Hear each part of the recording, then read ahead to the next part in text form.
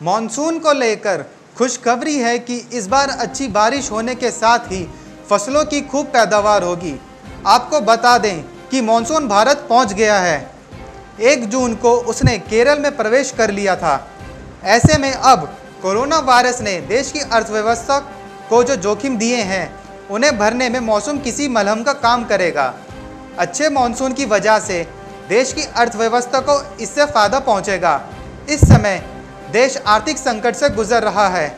ऐसे में मॉनसून की वैल्यू और बढ़ जाती है। लाखों लोगों की रोजी रोटी का बंदोबस्त कोरोना लॉकडाउन की वजह से उजड़ गया। 4 दशक से भी ज़्यादा वक्त में पहली बार देश फुल ईयर जीडीपी ड्रॉप की तरफ बढ़ रहा है। ग्रामीण अर्थव्यवस्था के योगदान को देखते हुए कृषि सेक्टर बेहद अहम है और कृषि क्षेत्र के लिए मॉनसून अमृत की तरह है, क्योंकि इससे खेत सीधे सींच जाते हैं और रिजर्वायर भी भर जाते हैं। भले ही इससे भारतीय अर्थव्यवस्था का रुख पूरी तरह से ना बदले, खाद्यान्न कीमतों पर इसका सकारात्मक असर होगा।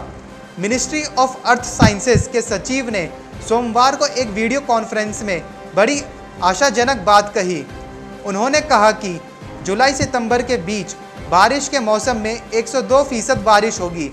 अगर मॉनसून ने ठीक समय पर देश के अलग अलग हिस्सों में बारिश की तो चावल, कपास और मक्के की फसलें लहलहा उठेंगी।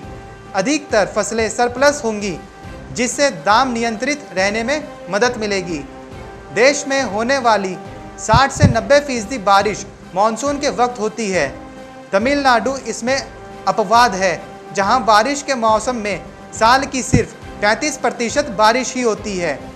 किसान मॉनसून का इंतज़ार करते हैं ताकि चावल, मक्का, दालें, कपास और गन्ने जैसी फसलें बो सकें।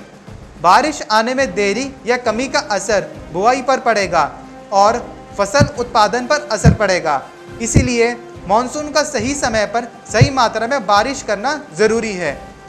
दक्षिण पश्चिम मॉनसून केरल ठीक उसी दिन पहुंचा जिस दिन इसके टकराने की भविष्यवाणी की गई थी।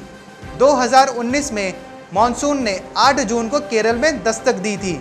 अब अरब सागर के ऊपर चक्रवात निसर्ग के बनने से केरल में मॉनसून की शुरुआत के लिए परिस्थितियां अनुकूल हैं। पृथ्वी विज्ञान मंत्रालय के सचिव ने 15 अप्रैल को अपने पूर्वानुमान में कहा था कि इस वर्ष मॉनसून की बारिश सामान्य रूप से लंबी अवधि के औसत से 100% सामान्य होने की संभावना है। इसमें 5% इधर उधर हो सकता है। Bureau report, market times TV.